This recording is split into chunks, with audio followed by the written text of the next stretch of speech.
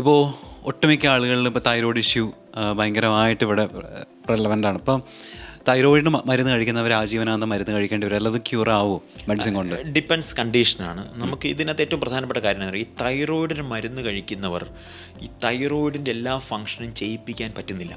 ഇപ്പോൾ തൈറോയിഡിൻ്റെ ഇഷ്യൂ എന്താണ്? തൈറോയിഡിൻ്റെ മരുന്ന് കഴിക്കുന്നു, നിങ്ങൾക്ക് തൈറോയിഡ് ഉണ്ട്, തൈറോയിഡ് മരുന്ന് കഴിക്കുന്നു. അവരെന്തുകൊണ്ടാണ് തൈറോയിഡിൻ്റെ കൺസൾട്ട് ചെയ്യാൻ ഡോക്ടറെ അടുത്ത് പോയത്? അവർക്ക് ചില സിംറ്റംസ് ഉണ്ടാവും.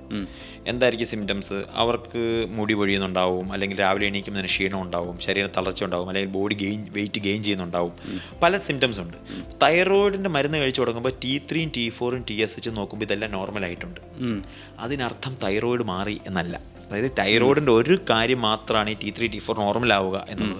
തൈറോയിഡിൻ്റെ ഫംഗ്ഷനൊന്നും നമുക്ക് നോർമലാക്കാൻ പറ്റുന്നില്ല. അപ്പോൾ നമ്മൾ ചെയ്യുന്നത് ഈ തൈറോയിഡിൻ്റെ പല ഫംഗ്ഷൻസ് ഉണ്ട്, അതിനെയൊക്കെ കറക്റ്റ് ചെയ്യുക എന്നുള്ളതാണ്. ശരീരത്തിലെ പല സമയങ്ങൾ പല സ്ഥലങ്ങളിലെ ഫംഗ്ഷൻസ് കറക്റ്റ് ചെയ്യുക എന്നുള്ളതാണ്. അതുവഴി നമുക്ക് തൈറോയിഡിൻ്റെ മരുന്നിൻ്റെ ഡോസേജ് കുറയ്ക്കാനും പറ്റും. ഒരു സമയം കഴിഞ്ഞ് നമുക്കത് വേണമെങ്കിൽ സ്റ്റോപ്പ് ചെയ്യാനും. പക്ഷേ തുടക്കത്തിൽ അത് സ്റ്റോപ്പ് ചെയ്യാനുള്ള സാധ്യതയില്ല. പക്ഷേ തൈറോയിഡിൻ്റെ മരുന്ന് കഴിച്ചാലും സിംറ്റംസ് അങ്ങനെ തന്നെ നിൽക്കുന്നത് കൊണ്ട് അവരുടെ ലൈഫ് സ്റ്റൈൽ മോഡിഫിക്കേഷൻ വഴിയാണ് തൈറോയിഡിൻ്റെ എല്ലാ സിംറ്റംസ് നമുക്ക് പരിഹരിക്കാൻ പറ്റുന്നത്.